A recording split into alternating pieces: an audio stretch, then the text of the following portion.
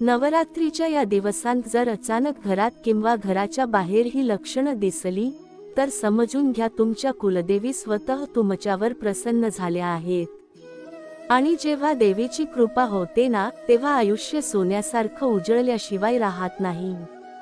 नवरात्र म्हणजे शक्तीचं पर्व, आईचा आशीर्वाद मिळवण्याची सुवर्ण संधी। भक्त मनापासून प्रार्थना करतो, पण सगळ्यांना देवीची कृपा मिळते का? नाही। आईचं प्रेम मिळवण्यासाठी भक्ती, श्रद्धा आणि पवित्रता लागते। आणि कधी कधी देवी स्वतः काही खास चिन्ह दाखवते। ही लक्षणं दिसली म्हणजे समजा देवीने हात डोक्यावर ठेवला आहे। चला तर पाहूया ती रहस्यमय लक्षणं। लक्षण पहिलं, नवरात्रीच्या दिवसात घरात अचानक सुगंध येऊ लागला। कोठेही अगरबत्ती लावली नसेल, कोठेही फुलं टाकली नसतील, पण घरभर गोड सुगंध दरवळतोय, तर समजा कुलदेवी तुमच्या घरात आल्या आहेत। देवीचं आगमन सुगंधाने जाणवतं आणि तो सुगंध मनालाही शांत करतो। या क्षणी केलेली प्रार्थना देवी थेट ऐकते। असा सुगंध येणे म्हणजे आयुष्य बदलणार आहे, नशिबाच्या वाटा खुलणार आहेत आणि धनधान्य, सुखसमृद्धी कायमची घरात वसणार आहे। लक्षण दुसरं, नवरात्रीच्या दिवसात घराजवळ किंवा अंगणात शुभ चिन्ह दिसणे, जसं की पांढरा कबूतर, गायीचं दर्शन किंवा अचानक पिवळ्या फुलांचा वर्षाव होणं। ही देवीची थेट खूण असते, कारण कुलदेवी आपल्या भक्ताला संकेत देते की मी तुझ्यावर प्रसन्न आहे। पांढरा कबूतर म्हणजे शांती आणि समाधानाचं चिन्ह, गायीचं दर्शन म्हणजे लक्ष्मी आणि संपत्तीचं आगमन, पिवळ्या फुलांचा स्पर्श म्हणजे देवीची करुणा। असं झालं तर खात्री बाळगा, तुमचं भाग्य आता झपाट्याने बदलणार आहे। लक्षण तिसरं, नवरात्रीत घरातील दिवा कधीही विझत नाही। वारा आला तरी दिवा तसाच पेटलेला राहतो किंवा ज्योत अधिक तेजाळते। हे फार मोठं लक्षण आहे, कारण कुलदेवीचा आशीर्वाद थेट घरावर आहे याचं हे चिन्ह। आईची कृपा असेल तर दिवा स्वतःचं तेज वाढवतो। हा दिवा घरातील सर्व नकारात्मक ऊर्जा जाळून टाकतो आणि घरात कायम आनंद, शांती, भरभराट राहते। ही लक्षणं साधी नाहीत, यामागे दैवी ऊर्जा दडलेली असते। प्रत्येक घरात नवरात्रीत पूजा केली जाते, पण जिथे देवीचं आगमन होतं तिथेच ही लक्षणं दिसतात। देवी भक्तावर खुश झाली की संपूर्ण वंशाचं रक्षण करते। कुलदेवी म्हणजे फक्त देवता नाहीत, त्या आपल्या घराच्या रक्षणकर्त्या आहेत। संकट येऊ दे कितीही, पण देवीची कृपा असेल तर भक्त सुरक्षित राहतो, जीवन सोन्यासारखं उजळतं। तर लक्षात ठेवा, नवरात्रीच्या दिवसात अचानक सुगंध आला, घराजवळ शुभ चिन्ह दिसलं आणि दिवा तेजाळून कायम पेटता राहिला, तर समजा कुलदेवी तुमच्या पाठीशी उभ्या आहेत।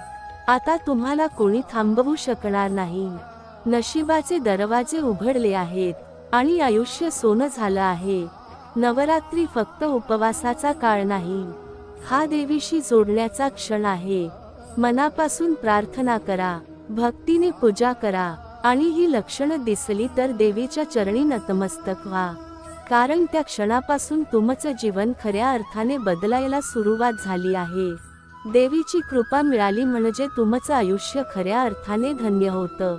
त्या क्षणापासून संकट आपोआप दूर जाऊ लागतात, जे कामं वर्षानुवर्षे अडकली होती ती सहज सुटतात। घरात आनंदाचं वातावरण निर्माण होतं, पती पत्नीतील मतभेद मिटतात, नात्यांमध्ये प्रेम वाढतं, आई स्वतःचं उबदार मायेचं कवच पसरवते, त्यामुळे घरातील प्रत्येकाला सुख, समाधान मिळतं।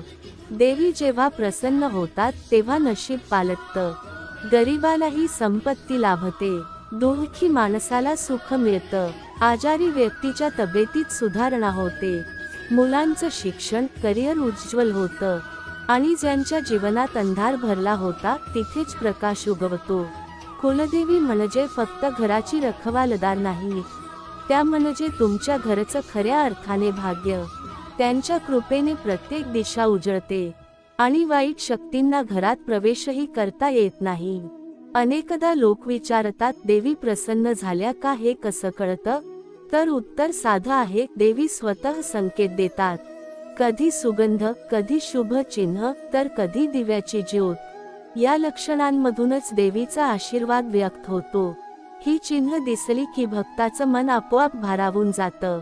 डोळ्यातून अश्रू वाहतात, पण ते दुःखाचे नसतात, ते आनंदाश्रू असतात। कारण मन जाणतं, आता माझं भाग्य बदललं आहे। नवरात्री हा काळ साधा नाही, हे दिवस ऊर्जेने परिपूर्ण असतात। घराघरात देवीची आराधना होते आणि ज्या घरावर देवीची छाया पडते तिथे सुख समृद्धीचा वर्षाव होतो। देवीची कृपा मिळणं म्हणजे खूप मोठं भाग्य।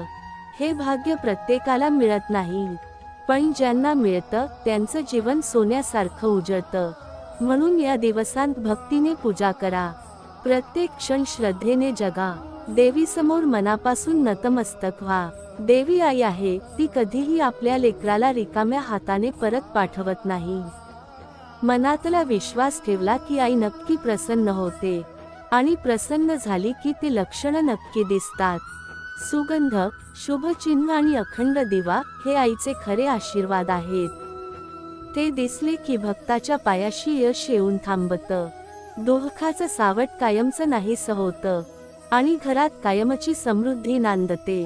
देवी फक्त पूजा केलेली मूर्ती नाही, ती म्हणजे एक जिवंत शक्ती आहे, जी आपल्या भक्ताला संकटातून वाचवते, जी भक्ताला योग्य मार्ग दाखवते, जी भक्ताला प्रेम, शांतता आणि समृद्धी देते। म्हणूनच नवरात्रीचे दिवस साधे समजू नका, प्रत्येक दिवस पवित्र आहे, प्रत्येक दिवस देवीच्या शक्तीने ओतप्रोत आहे, आणि प्रत्येक दिवस भक्तासाठी नवदैव घेऊन येतो। तुमच्या घरात ही लक्षणं दिसली तर समजा तुमचं आयुष्य पालटलं आहे, नशिबाचे दरवाजे तुमच्यासाठी मोठे उघडले आहेत, आणि आता तुमच्या प्रत्येक पावलावर देवीचा हात आहे। आईची कृपा असेल तर शत्रूही मित्र होतात, अडथळे आपोआप दूर होतात, आणि जीवनात जिथे अंधार होता तिथेच प्रकाश प्रकट होतो। कुलदेवी म्हणजे शक्ती, माया आणि रक्षणाचं प्रतीक।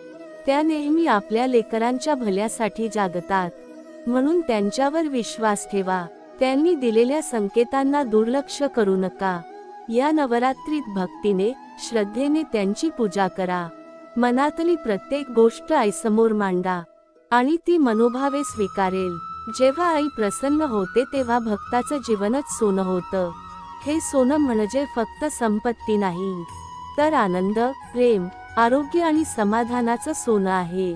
म्हणूनच म्हणतात, देवीची कृपा असेल तर आयुष्याला खरी किंमत मिळते। हे लक्षणं फक्त संकेत नाहीत, तर आईचं वरदान आहेत। त्या क्षणी भक्ताने फक्त डोळे मिटून प्रार्थना करायची असते, आणि खात्री बाळगा, प्रार्थना थेट आईच्या हृदयापर्यंत पोहोचते।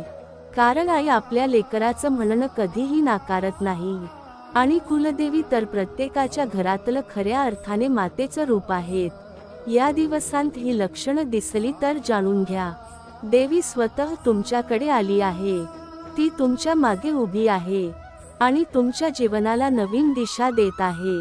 नवरात्री ही भक्तीची वेळ आहे, पण हीच वेळ संकेतांची देखील आहे। म्हणून डोळे उघडे ठेवा, मन श्रद्धेने भरा, आणि देवीच्या कृपेचं स्वागत करा। कारण एकदा आई प्रसन्न झाली की भक्ताचं जीवन कधीही दुःखाने भरलेलं राहत नाही, ते नेहमी आनंद, सुख आणि समृद्धीने उजळतं। आणि म्हणूनच या नवरात्रीत ही लक्षणं दिसली तर समजून घ्या, देवी तुमच्या आयुष्याला सोनं करून गेली आहे।